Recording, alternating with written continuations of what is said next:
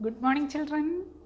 I am Sneha Baiju, a teacher of Montessori Group of Schools, Telangana. I welcome you all to the world of environment. So far we discussed about food, birds, etc. Now we have an interesting topic, that is air and water. Have you seen air? No, air is invisible. But can you feel?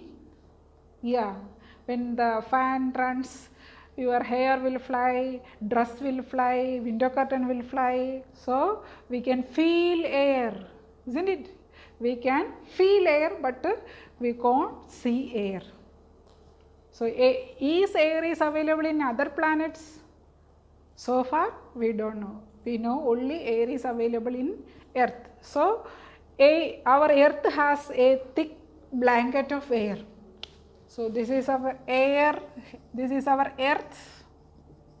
So it is having a thick blanket. So this blanket,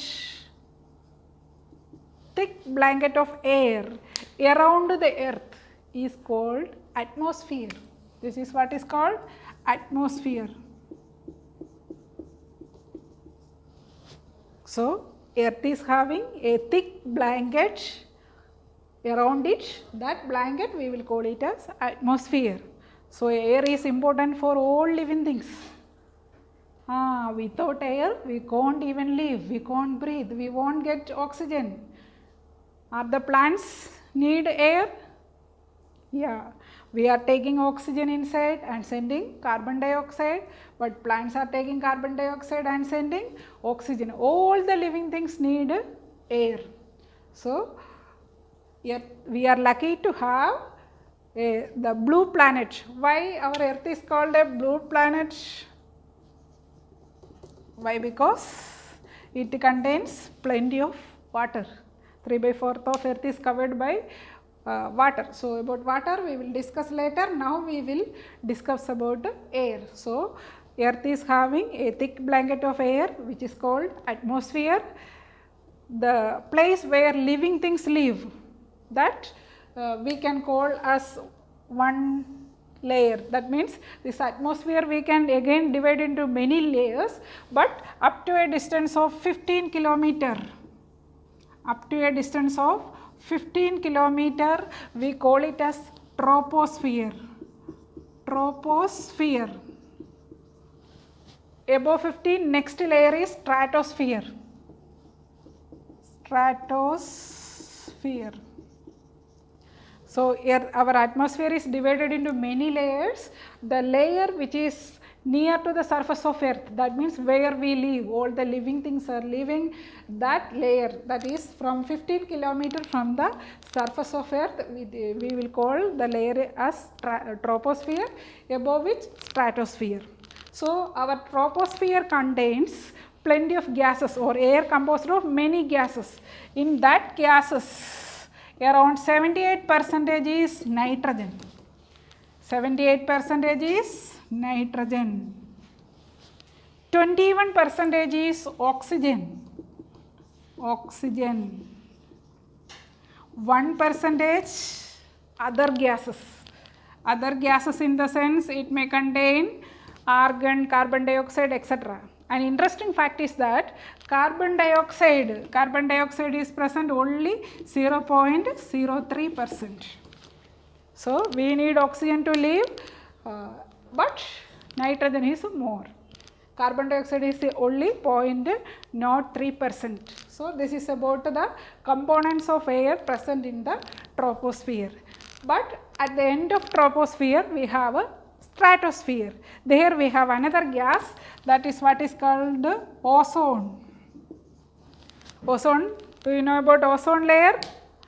Yeah, that layer protects us from the UV rays, ultraviolet rays. Summer season, many of you may get sunstroke due to the severe sun rays. So to protect us from severe ultraviolet rays, nature itself provided a protection for the earth, that is a covering of ozone. Some people will call it as ozone umbrella, isn't it? So ozone will protect us from ultraviolet rays.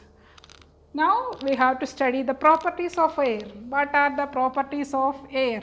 First property, air occupies space. Air occupies space. If you take a balloon and if you fill air, it occupies some space. Or else if you can take a trough of water and invert another glass into the water, you can find that water won't enter into the glass. Why? Because that place is filled with air. But if you bend the glass little, you can hear air bubbles, so that water can enter into the glass. So air occupies space. Second property of air is air has weight. Air has weight. This also you can prove it through an activity. You can have a spring balance or two pans, fill the two balloons of same size, same amount of air and balance the balance, so that one pan you should keep one balloon, another pan put it another balloon, so that, or else you can hang two balloons in such a way that it should be suspended from the center. Now it is in balanced condition, both the balloons should have equal weight and size, then only it will stand straight. After that, take a pin and poke it, so that you can find that the shape of the balloon changes and the balance, this edge will go upside.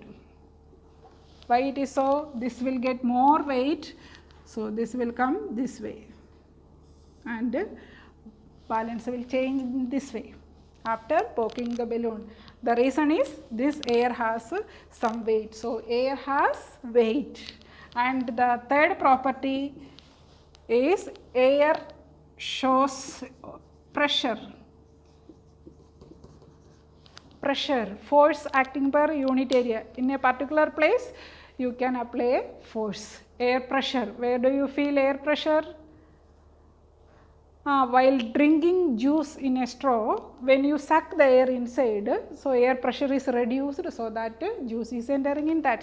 Another familiar activity is there when you go to hospital, the nurse will start injecting. So syringe, there they are using the principle of air pressure. So first air, all the air filled in the syringe, they will send it out, then they will fill the medicine.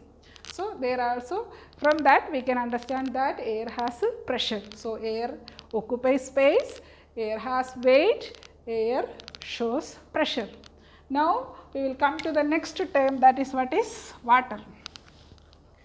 Water is everywhere, and I already told you Earth is known as a blue planet. Why? Because 3/4 of Earth is covered with water.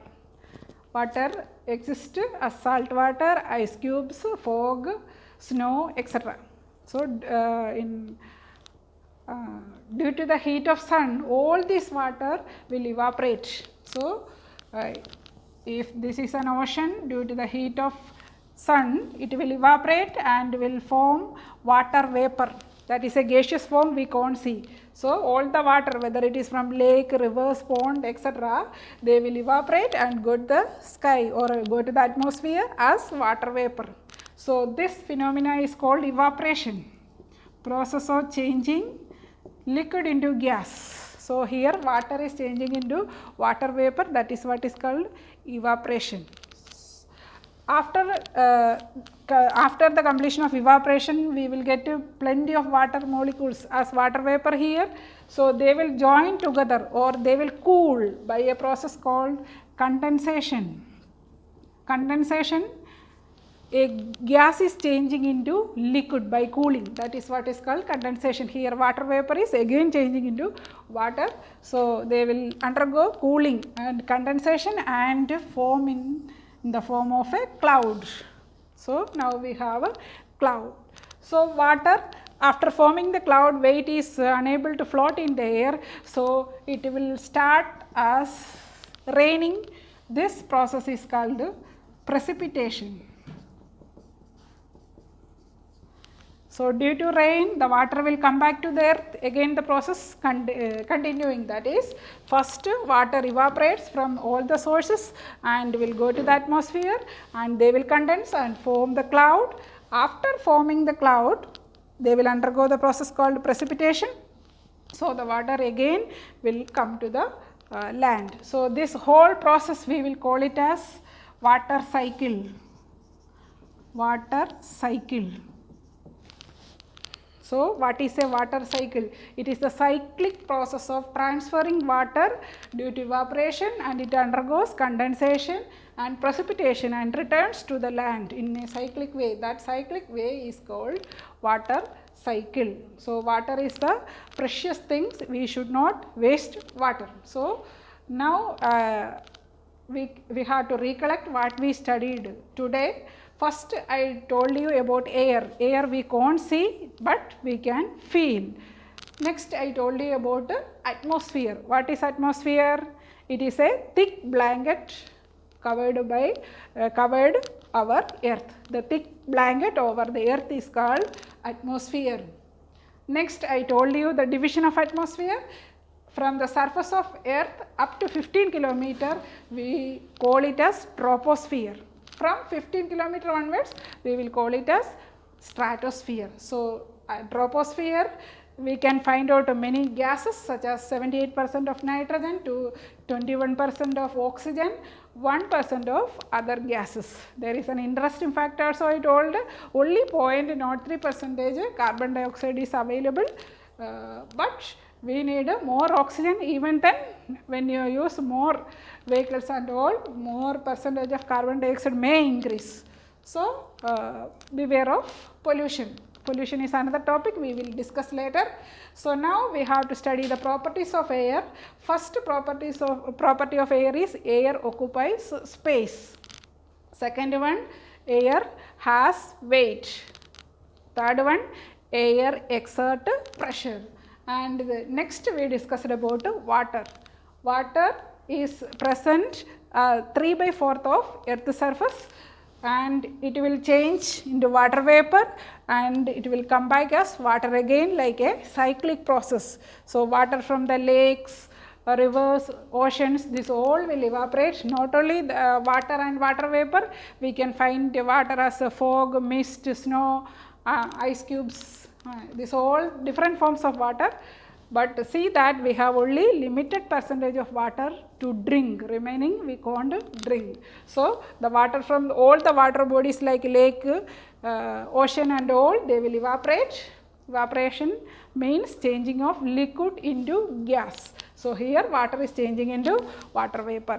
The water vapor then undergoes another process called condensation, that means changing of gas into liquid and forms clouds. Clouds will undergo another process called precipitation, and the rain gives the water again to the land. This will continue in the form of a cycle. That is we call it as water cycle. Now, let us have the assignments. The first question is, what is atmosphere? Atmosphere. What is atmosphere? The thick blanket of earth made of air is called atmosphere. Second question is, write down the properties of air. Properties of air. What are the properties of air? Air occupies space, air has weight, air exerts pressure. Third question is, what is water cycle? What is water cycle? So, I will tell you once again, air is air, we can't see, it is invisible, but we can feel air. When we blow air in a balloon, it will increase its size. When the wind blows or the air moves, we will call it as wind. What is wind? If anybody asks, you should remember that when the air is moving, we will call it as wind. So, what is an atmosphere? Atmosphere is the thick blanket of air over the earth. Second question, write down the properties of air. First property, air occupies space. As I told you, you can have the activity, take a trough of water, invert a glass into the water. You can find that water won't enter into the glass. Reason, that already air is present in the glass. But if you tilt the glass little, you can find that with air bubbles water will enter. Why? Because already present air will go out. So water will enter in that space. So air occupies space. Then air has weight. That also you can prove through an activity by hanging two balloons from the two sides of a stick and balance it by poking one balloon. You can find that other one is tilting. It shows that air has weight. Last one is air shows or exert pressure. In the process of syringe or while drinking straw, these all cases we are removing the air already present. So by in syringe we are applying a force acting per unit area is called pressure. So syringe or straw while drinking juice, all these are examples to show that air exert pressure. And third one is, what is water cycle? Water cycle is nothing but the cyclic movement of water through a process of evaporation, condensation and precipitation is called water cycle. You can draw it diagrammatically as you are excellent in drawing clouds and all, oceans, lakes, so that it will come back. So through evaporation, condensation and precipitation, water will come back. That process is called water cycle. So hereafter you have to think about the percentage of 0.03 carbon dioxide. We are trying to increase the percentage of carbon dioxide by burning many things. At the same time we have only 21% of oxygen, but all the living things need oxygen. Next thing we have to remember about ozone layer, which is present on the stratosphere, so which will help us to protect us from UV rays. So in that way ozone will help us. Will you study all these things? Did you understand? Shall we wind up the class? Okay. See you.